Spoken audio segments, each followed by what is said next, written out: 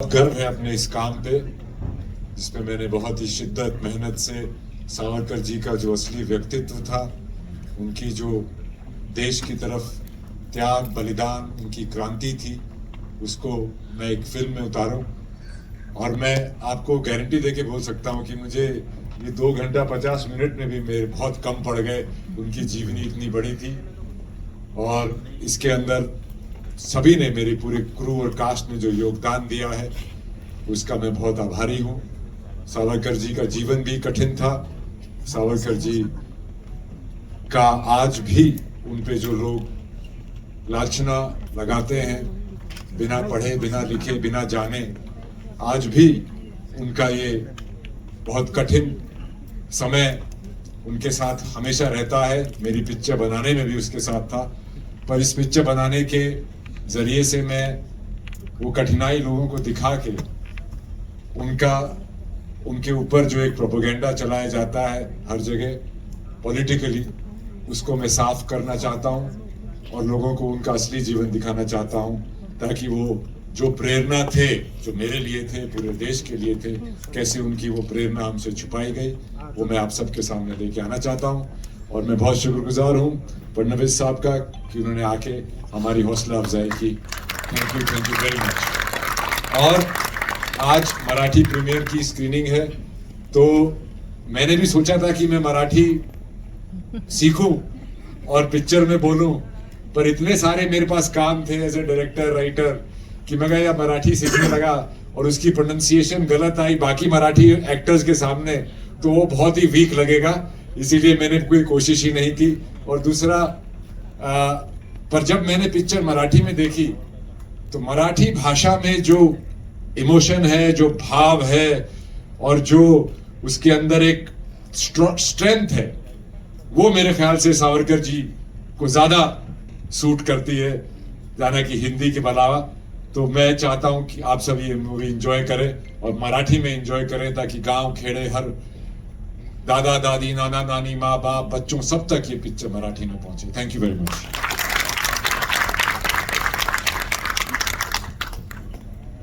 Subodh sir, Ankita ma'am पहिल्यांदा बोलतील, Subodh sir नंतर. नमस्कार. सगळ्यात आधी सर थँक्यू सो मच यायकरता, आणि तुम्ही सगळ्यांना पण थँक्यू, तुम्ही लोक आला. ही फिल्म ॲक्च्युली खूप खास आहे माझ्याकरता, कारण ही माझी पहिली अशी फिल्म आहे ज्याच्यात मी एक खूप मुख्य किरदार निभवती, आणि ज्याच्यात यमुनाबाईचा किरदार माझा आणि त्यांची बायको दाखवली वीर सावरकरांची. तो खूप काही शिकलंय करता करता आणि खूप काही शिकवलंय आणि मला. So thank you Randeep for the lovely film. I think हे जेव्हा तुम्ही बघाल तेव्हा तुम्हाला माहीत पडेल की खरंच किती सुंदर फिल्म बनली आहे, आणि ही फिल्म ॲक्च्युली सगळ्यांना बघायला पाहिजे. So thank you so much for coming. Thank you. Subodh sir, कृपया आपण 2 शब्द बोलावे. नमस्कार. स्वातंत्र्यवीर सावरकरांवर आधारित असलेल्या या चित्रपटाला मराठीमध्ये आवाज देण्याचं भाग्य मला लाभलं, यासाठी मी खरोखर ऋणी आहे रणदीप आणि त्याच्या संपूर्ण टीमचं. याआधी सुधीर फडके यांनी वीर सावरकर या चित्रपटाची निर्मिती केली होती, आणि त्या चित्रपटात मी अतिशय एक छोटासा रोल केला होता. एका ब्रिटिश ऑफिसरचा रोल होता. मदनलाल धिंगरा जेव्हा कर्जन वायलेचा खून करायला जातात तेव्हा दारामध्ये एक ब्रिटिश ऑफिसर उभा असतो, तुम्ही असतो. आणि त्याच्यानंतर इतक्या वर्षांनी पुन्हा एकदा या चित्रपटासाठी प्रत्यक्ष सावरकरांचा आवाज होण्याचं भाग्य मला लाभलं. मी पुन्हा एकदा रणदीपचे आभार मानतो. आणि वेडी माणसंच इतिहास घडवतात. स्वातंत्र्यपूर्वीच्या काळात ही सगळी वेडीच माणसं होती ज्यांनी तो इतिहास घडवला, ज्यांच्यामुळे आपल्याला स्वातंत्र्य मिळालं. कदाचित या पूर्ण स्वातंत्र्य लढ्यातलं स्वातंत्र्यवीर सावरकर हे एकमेव व्यक्तिमत्व असं आहे की ज्यांना कायम, आणि फक्त त्यांना नाही तर त्यांच्या कुटुंबियांनाही प्रचंड प्रमाणात उपेक्षा आणि अवहेलना भोगावी लागली. जन्मतात ते जिवंत असताना तर भोगावी लागलीच, पण गेल्यानंतर इतक्या वर्षांनी त्यांना भोगावी लागते. हे खरं तर भारतात राहणाऱ्या आपल्या सर्व नागरिकांचं दुर्दैव आहे की इतक्या मोठ्या भारताच्या सुपुत्राला आपण समजून घेऊ शकलो नाही. आणि त्याच्यासाठी हरियाणातला एक वेडा माणूस येतो आणि तो पुन्हा एकदा स्वातंत्र्यवीर सावरकरांना आजच्या पिढीपर्यंत प्रयत्न करतो. मला असं वाटतं की माझ्या आणि माझ्या नंतरच्या सगळ्या जनरेशनचं भाग्य आहे. रणदीप, पुन्हा एकदा इतका सुंदर चित्रपट बनवलास त्याबद्दल आमच्या सर्व महाराष्ट्रीयन मराठी माणसांकडून तुझं मनापासून आभार. जय हिंद, जय Maharashtra. Honourable deputy CM minister यांना मी आता विनंती करतो त्यांनी आपलं मनोगत इथे मांडावं. मी खरं म्हणजे आज या ठिकाणी रणदीपचं अभिनंदन करण्याकरता आलो आहे की स्वातंत्र्यवीर सावरकरांना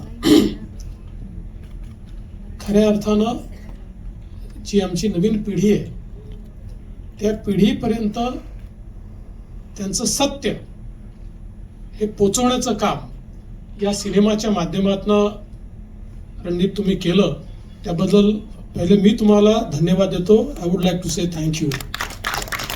रणदीप, अंकिता या सगळ्यांचं मी मनापासून अभिनंदन करतो. Thank you sir. आणि सुबोधजींचा स्वर म्हटल्यानंतर, आवाज म्हटल्यानंतर मला असं वाटतं की त्याला जो काही एक त्यातला दम आहे तो आपल्याला पाहायला मिळणारच आहे. पण ही गोष्ट देखील विलक्षण आहे की रणदीप हुडांना असं वाटावं की स्वातंत्र्यवीर सावरकरांवर आपण सिनेमा तयार केला पाहिजे. आणि त्यांनी तो तयार केला. हिंदीमध्ये लोकांना तो प्रचंड आवडतोय आणि आज मराठीमध्ये हा सिनेमा लॉन्च होतोय. स्वातंत्र्यवीर सावरकर एक असं व्यक्तिमत्व आहे की आमच्या इतिहासाने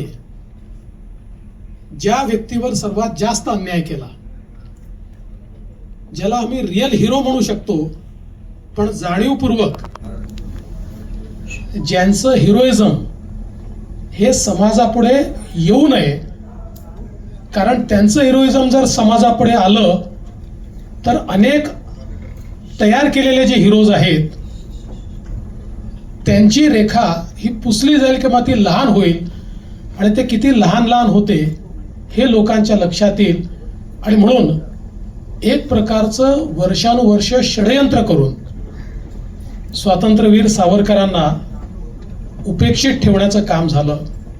आपल्याला कल्पना आहे की ते एकमेव असे क्रांतिकारी आहेत की ज्यांना 2 वेळची काळ्या पाण्याची शिक्षा झाली. आणि अशा काळ्या पाण्याच्या शिक्षेमध्येही जो व्यक्ती थकत नाही, जो व्यक्ती झुकत नाही आणि जो व्यक्ती घाबरत नाही, म्हणजे त्यांनी काळ्या पाण्याची शिक्षा व्हायच्या आधी तर हजारो क्रांतिकारी तयार केलेच, पण त्यानंतरही त्यांनी समाजामध्ये जी प्रेरणा तयार केली ती मला असं वाटतं महत्त्वाची आहे. आणि आजच्या परिभाषेत जर आपण बोलायचं झालं तर त्यांचं व्यक्तिमत्व हे 360 डिग्री आहे. एक अतिशय निडर क्रांतिकारी म्हणून आपण त्यांना बघितलेलं आहे की ज्यांनी हजारो क्रांतिकारकांना प्रेरणा देऊन भारतीय स्वातंत्र्य लढ्याला खऱ्या अर्थानं एक त्या ठिकाणी अग्नी प्रज्वलित करण्याचं काम त्यांनी केलं. त्याचवेळी एक साहित्यिक म्हणून देखील त्यांनी केलेलं काम हे आपल्या सगळ्यांना माहिती आहे. पण त्याहीपेक्षा एक समाज सुधारक म्हणून स्वातंत्र्यवीर सावरकरांनी ज्या प्रकारे जाती प्रथेच्या विरुद्ध एक मोठं आंदोलन छेडलं, आणि एवढंच नव्हे तर त्यांचे जात्युच्छेदक निबंध जर आपण वाचले तर आपल्या लक्षात येतं की त्याचं संपूर्ण विश्लेषण हे कसं तयार झालं आणि यांनी आम्ही कसे गुलामगिरीत याच्यामुळे आम्ही गेलो, हे त्यांचं जे व्यक्तिमत्व होतं किंवा त्यांची विज्ञान निष्ठता जी होती, कुठल्याही गोष्टीला विज्ञानाच्या कसोटीवर त्या ठिकाणी तपासून पाहायचं, हा जो विचार त्यांनी आपल्याला दिला, मराठी भाषेला समृद्ध करण्याचं जे काम त्यांनी केलं, आज ज्याला प्रमाण भाषा म्हणतो त्यात अनेक महत्वाचे शब्द त्यांनी दिले. रणदीप जी, हम लोग जो महापौर शब्द यूज करते हैं ये सावरकर जी ने तैयार किया हुआ शब्द है. ऐसे कई शब्द है की जे स्वातंत्र्यवीर सावरकरांनी तयार केले आहेत. आणि म्हणून एक असं व्यक्तिमत्व की अनन्वित अत्याचार सहन केल्यानंतरही त्यांच्यातलं तेज कमी झालं नाही, ते तेज वाढत गेलं.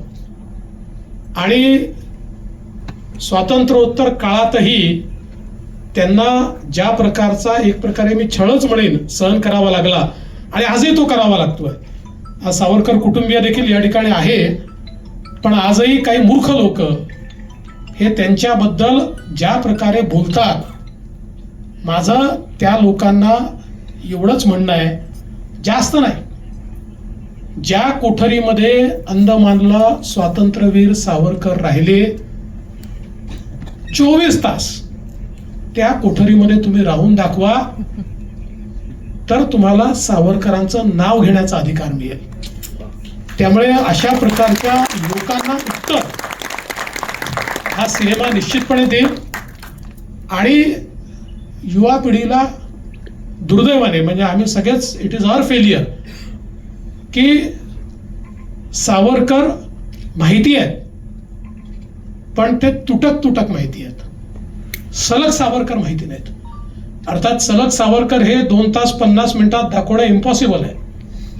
It is absolutely impossible. पण तुम्ही इम्पॅक्टफुली ते दाखवलं, आणि मला विश्वास आहे, मी मगाशी देखील म्हणालो, की आज आपल्या देशामध्ये मोदीजींच्या नेतृत्वामध्ये एक सांस्कृतिक पुनरुत्थानाचं पर्व सुरू झालेलं आहे.